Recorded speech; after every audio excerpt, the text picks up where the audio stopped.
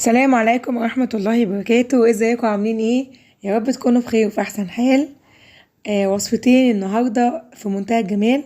ازاي هنحتفظ بالملوخية طول السنة من غير ما نخرط ومن غير ما نتعب قلبنا، وازاي هنعملها بالطريقة الجميلة ديت. اي واحدة ست بتعرف تطبخ ملوخية، بس فيديو تحفيزي مش اكتر للمبتدئين اللي لسه ما بتعرفش تعمل ملوخية وبتخاف تطلع معاها ملوخية. هنقوله خطوة خطوة في الفيديو بتاعنا هنعمل ايه. بس قبل اي حاجة ما تنسانيش في اللايك والاشتراك ومشاهدة حلوة كده للفيديو عشان خاطر كلنا نستفيد. يلا نسمي الله ونبتدي وصفتنا. وهنا معايا 5 كيلو من الملوخية. سامحوني يا جماعة على صوتي، بجد صوتي تعبان جدا. كل فيديو بقول لكم سامحوني على صوتي تعبان جدا جدا. ادعولي كده صوتي يرجع بالسلامة. المهم جبنا ال5 كيلو من الملوخية. طبعا الكمية اللي تعجبك هاتيها ونوع الملوخية اللي تعجبك هاتيها. تمام. وهبتدي ان انا اقطفها، وكلنا ستات شاطرة بنعرف نقطف الملوخية. احنا زي ما اتفقنا الفيديو بتاعنا تحفيزي مش اكتر. بقطف الملوخية وباخد الوردة كلها كده بحتة كده ايه من العنقود بتاعها. بصوا باخدها ازاي، باخدها كلها. العنقود دوت بيعمل معايا عرق في الملوخية. مهم جدا، لازم تعرفي ان العنقود ده بيعمل عرق جامد في الملوخية. عقبال بقى انا ايه ما اروح اقعد على الترابيزه كده واقطف الملوخيه، تكوني حطيتي لي اللايك والاشتراك وكومنت حلو من ايدك. الاشتراك مكتوب على الشمال باللون الاحمر، اتكي عليها واكون ممتنه ليكي. خلصت ال5 كيلو كلهم. الملوخيه بنفس الطريقه كده هغسلها غسله حلوه جدا جدا جدا. الملوخيه بتكون فيها طينه، فلازم اغسلها مره واتنين وتلاته، يعني طلعي عينيها كده وانتي ايه بتغسليها. انقعاف مصفى، انقعاف كروانة، الغسيل النوع اللي يعجبك اعمليه. انا بنقعها كده شوية في المية، وبعد كده ببتدي ان انا اغسلها وانشلها كده واحطها في مصفى. طبعا انا هغسل بقى ال5 كيلو عندي بنفس الشكل زي ما اتفقنا. اغسلي غسلة حلوة عشان تتأكدي ان انت عاملة حاجة نظيفة وكويسة طبعا ليكي ولأولادك. معايا حلة على النار ما فيهاش مية كتير، يعني فيها ربعها. انا الحلة عندي دي كبيرة جدا، فحتى ربع الحلة نزلت بمعلقة ونص من الملح ومعلقة ونص من السكر. ما بحطش اكتر ومفيش حاجة تاني، هي ملح والسكر.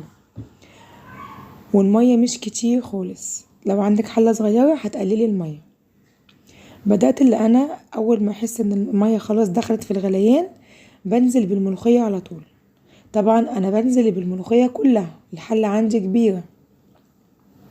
بنزل ازاي؟ بحط حبة وبتكة كده عليها، بحط حبة واتكة عليها.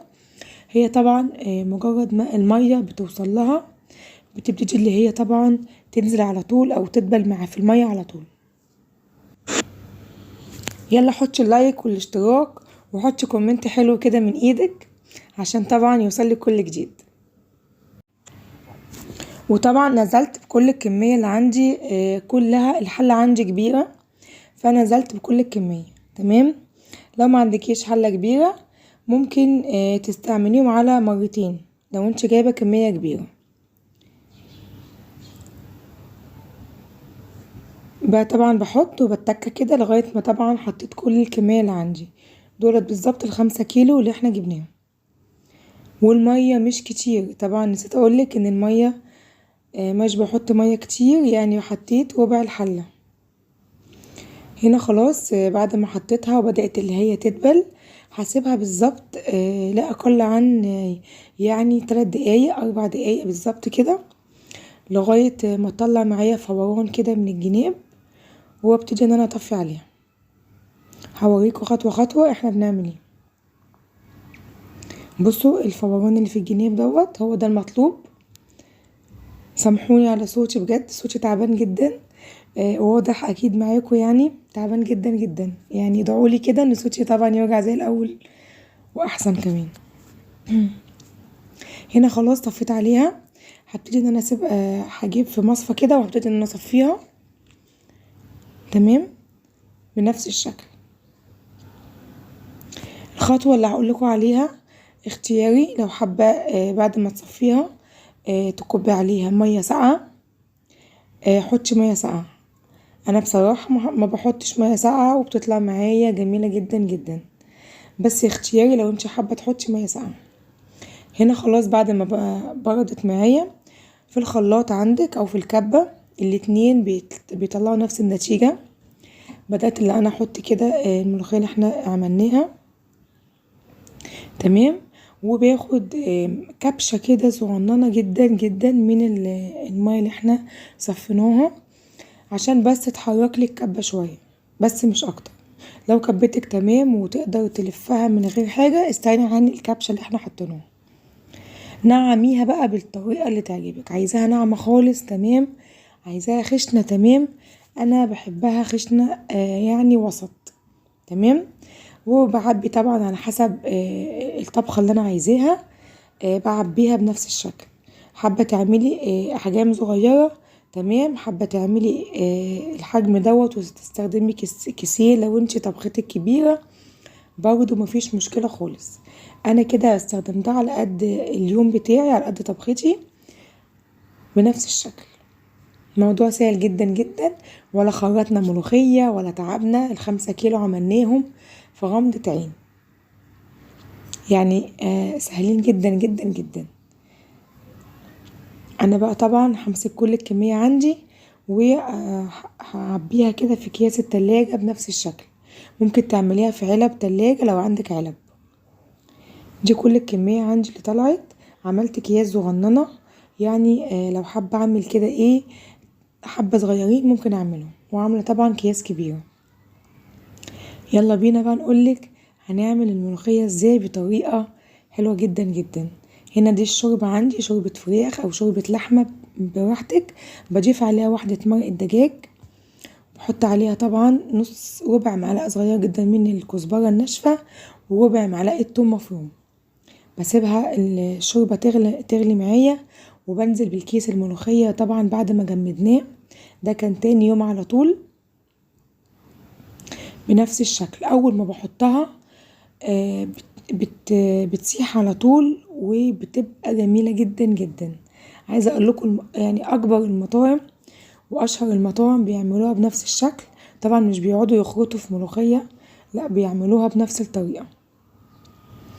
عقبال ما الملوخية عندي تفك شوية معايا، معلقتين من السمنة نزلت عليهم بمعلقة كبيرة من الثوم المفروم، تمام. وبسيبه طبعا ياخد تحميرة بسيطة وبنزل عليهم بمعلقة ونص كده من الكزبرة الناشفة.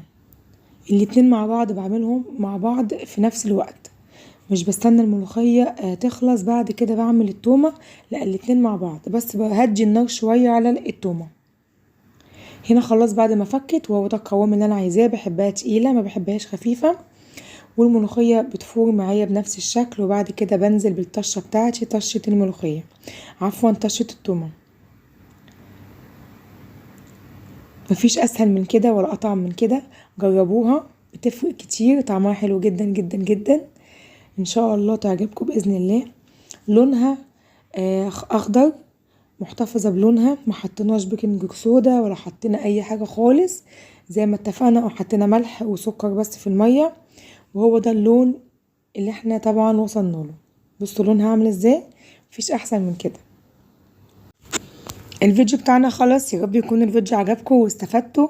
لو عجبك الفيديو ما تبخليش عليا باللايك والاشتراك زي ما اتفقنا، مكتوب باللون الاحمر على الشمال، اتكي عليه واختار الكل عشان ان شاء الله يوصلك مني كل جديد.